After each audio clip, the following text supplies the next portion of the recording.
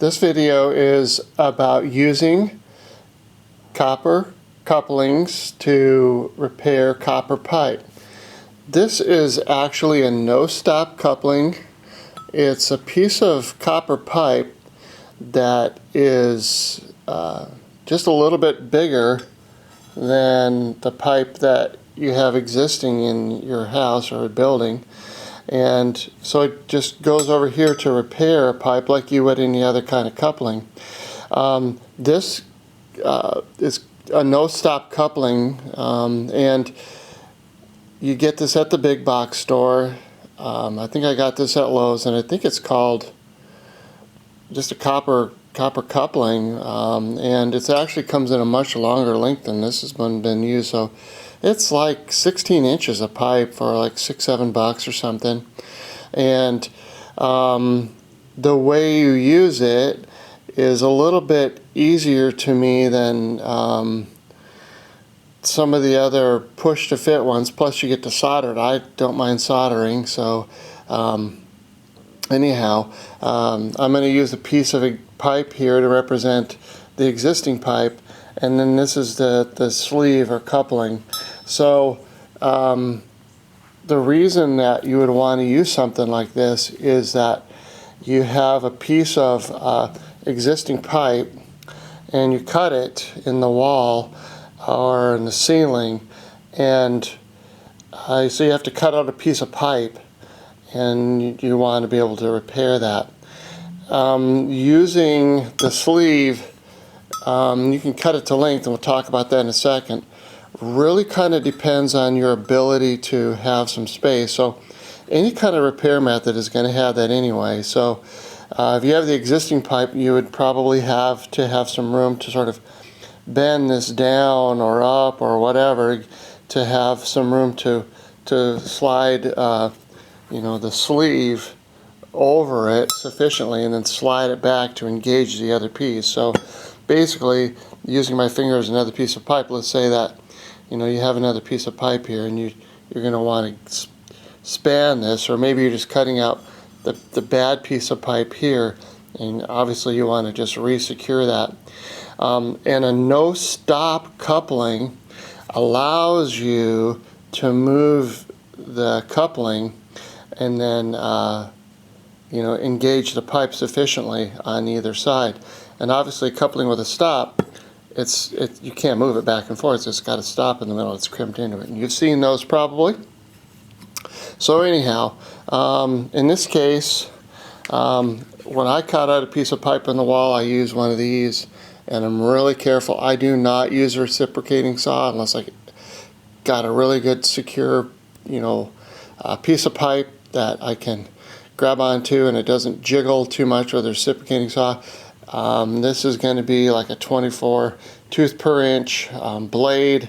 Just careful, and I just, obviously I'm not going to go over draining down your house and flushing the water out. There's a lot of different ways of doing that, but essentially, this tutorial about repairing pipe is about pipe that has no water in it and you're ready to solder, okay? So get the water out any way you can and keep it away from the area that you're working on. And then I just use a standard pipe cutter for, cutting the coupling or sleeve material. And I think the thing that people run into with these, and maybe they're hesitant about using them, is that the tolerances here, this is really, really close. It just barely fits on there. And that's the way it should be, because, you want it to be a real tight fit like a regular coupling. So it's sized just a little bit bigger. Now, this is 3/4 inch pipe, and there's 1/2 inch versions of this sleeve coupling material too. And the cool part of it is that because it's long enough, you can span several different dimensions of the pipes. In other words, if you have like a 6-inch gap that you need to span, and you're buying a 16-inch piece of the sleeve, then it's going to do that. It's not going to be an issue. Sorry about that. So basically, to start off with, is that once you get all your pipe cut, and let's say you wanted a sleeve of this length, then what you're going to want to do is mark this pipe about an inch or so, because you're going to want that. This is going to be your coverage for the sleeve. This is going to be your solder joint here. And then of course you're going to want to do that on the other side of the pipe that you're working on, the existing pipe. And then, you know, you cut the sleeve piece to fit, and you mark that and cut it, you know, measure it very carefully, blah, blah, blah. And so the critical part of this over the years that I found when I'm working on this is to make the ends of the existing pipe match or meet up with the sleeve. And so it's really, really easy for the sleeve to move, because when you're in tight quarters, if there's a little bit of an alignment issue or something, the tolerances of this make it kind of a drag to move it. And so I've got a way of doing that. I hope that it helps. I mean, this is really the part of the video that I think is the most critical. So what I do, and you can do this in place, trust me, you don't need a lot of room, is that once you get your existing pipe cut and your coupling pipe cut, you're going to want to deburr the inside of this. Now I just use, this is probably like a wood file, but it's a rat tail file, and I just go in here and I just deburr the inside. That's first things first. And because sometimes when you're cutting these things, you know, even if you're being really careful, you can leave burrs, you know, in little jagged areas sticking out here. So I deburr the inside of the pipe with that rat tail file, and then I go over here with a flat metal file and I just file all that off. And then I'll use a piece of sandpaper just to go over the inside and just smooth that off on the inside. Obviously I sand this part of it off to receive the you know, the solder joint. So I'm going to sand the inside of this, sand the outside of this one. So essentially we can be thinking about this as male and female parts. So with the existing pipe, what I'll do is I'll go on this outside edge and create a bevel or a chamfer. It's kind of like a little ramp, if you will. And so I go all the way around, and yeah, I've done this in real tight places, just really, really carefully, because the copper is soft. It's not that hard. So I'll go around there and I'll create a little angle on that. You can kind of see it, that it's angled just a little bit on the male side of it. And then on the female side, in the sleeve, I'll take my, because I can do this from my bench, really, and then I just create a little sort of ramp on this side, and it's a different angle. So this is going to be sort of an outward facing angle this way, and I just go all the way around and create this little ramp and this little bevel or chamfer or whatever, and all the way around. And then I'll go over this again with my sandpaper, and it's just like whatever you got. I tend to use a little bit higher quality sandpaper that kind of holds together, and you can curl it up or twist around your finger or whatever, go in there. And then, so what's going to happen is that really makes that these two pieces made up at first really nicely. You know, that's just that first alignment and entry point with making this joint work is critical. I mean, once you get these lined up and you get a little piece started, you know, it's going to be a lot easier if you fabricate a little bit of a like a clean entry point with these little bit of a ramps here. So, and after I sand this all down and I feel like I'm really comfortable with these joints, it doesn't take a long time. Then again, I'll just kind of treat these a little bit more with some sandpaper, clean them out really good. The inside of the sleeve, this is important. You don't want anything to bind this pipe from moving at all. And so you can clean this up and prepare it on your bench, or it's not in place obviously, so clean that up and get all of the metal filings out of there and clean it up really good, so if you have to move it, you don't have anything impeding that progress. I don't have any to set up right now, but essentially what I end up doing then is and if I'm using this piece of coupling and it's 6 inches long, there's only so much distance that I can work with in here comfortably. So what I end up doing is I take flux and use it as a grease. So just a regular no corrode flux, and I will actually, if I have to go backwards on this pipe and then go forwards to match up the new pipe, then what I'll do is make sure that I have my depth marking on this, the margin, the stop margin for my piece. I'll take the Sharpie and I'll mark it all the way around, so I can, get a, if the existing pipe is in this configuration, then I'll just mark as much as I can so I got good visibility. And then I will coat the outside of this existing pipe as much as possible with flux. And not a lot, but just, just rub your finger around it and it'll coat that.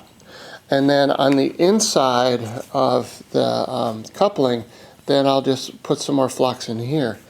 And so then when you're putting these two pipes together, that flux acts like a grease, and you can slide it back and forth so that it matches up with the other piece of existing pipe, and then you can twist it and turn it and make it go in there as far as possible. Now, on the chance that this gets stuck, let's see if I can do this here. One-handed operation here, but okay, there we go. So let's say that you needed to push the sleeve and it's binding up on you. Well, there's a couple ways that you can do that.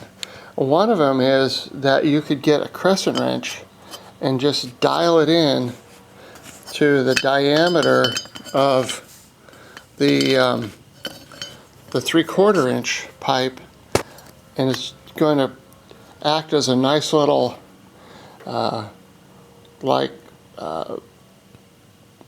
engager or some sort of a way of moving the pipe without distorting the pipe. You don't want to dent or ding the pipe. And then I have this little hammer here that I use, and then you can just tap this and it'll move that pipe. It'll move the sleeve. So you tap it, and that way you're not damaging your existing pipe or the sleeve, and you're able to move the sleeve this way, and it works really, really well. Now if you're in a pinch and you just need it to move a little bit, then you can also do the same thing with using the edge of a screwdriver in any sort of way. This is a nice clean edge screwdriver. Then again, let's see if I can do this. And then just using a hammer to sort of move it a little bit. But typically when you get that flux on there, it acts like a grease, and then you can move this back and forth pretty easily. It's just a wonderful way of fixing a pipe. And again, the existing pipe, let's pretend this existing pipe is my finger, and then you have the marks here on the existing pipe is where you want the coupling to be, and then you just move it back and forth till it's lined up, and go ahead and solder it. So yeah, it's a pretty cool way of fixing copper pipe, and it's inexpensive. You do have to know how to solder, so you can see sort of here how easy it is even without flux to sort of move it. Let's say I wanted to put this piece on here. Just tap it. There you go. It doesn't even have flux on it. It's really tight tolerances, and that's a good thing. But just having sort of some bevels on these pipes makes a big deal. Of course, you're going to do that to both ends here, you're going to want to put a female angle on this one and a male angle or an outside angle on the existing pipe here that matches up here. It's really going to make things go well. Keep it clean and keep all the you know, on the existing pipe, if you have any corrosion or residual solder, if it's a vertical piece, maybe sometimes the original plumber will have some lead or solder drippings or whatever here. Just clean all that stuff off so that you're able to move the pipe freely. So that's about it. It's a pretty awesome way to do pipe repair, and pretty inexpensive overall, and works like a charm. And actually, as I kind of close here, the cool part about this is that you can actually give yourself a little bit more overlap or contact between the existing pipe and the coupling. So let's say you really wanted to be sure of your solder here. You know, the regular coupling, maybe it only had 3/4 of an inch of overlap, which is of course fine. You could give yourself a little bit more for some reason. If you wanted just a little bit more you know, contact between the coupling and the existing pipe, you can absolutely manipulate that just by measuring your piece of coupling. Most of the time I'm looking at a coupling size of about like this. So, and you can get several of these, those kind of sizes out of one of these pieces of pipe. But if you needed to span about a foot or whatever, the way I showed you how to do it, all you have to do is drag, once you get this installed, this sleeve back far enough to make it happen, and your workspace is going to dictate how easy that is to do, because I mean, if you're in an area where you have to push this way back, then you're going to want to, you know, clean this up really good and cover this with some flux so that it, you know, it slides real nice. Do not use grease, you're going to have to use flux. And then if it has to go back this far and you move it into place and there's your mark, then you're all happy. Go ahead and solder it all together, and of course your other end too. And then my opinion is that you just take a nice wet rag and some Windex or something and clean that flux off there. It's supposed to be non-corrosive, but I just don't like leaving flux on the outside of pipes personally. I wipe everything down, so that's my call on that. But anyway, yeah, you can make some successful longer repairs with this type of coupling, because it does come in a long size. I think 12 or 16 inches, so you can cover a lot of room with that, as far as like replacing pieces of pipe that are really bad. And anyway, good luck and have fun.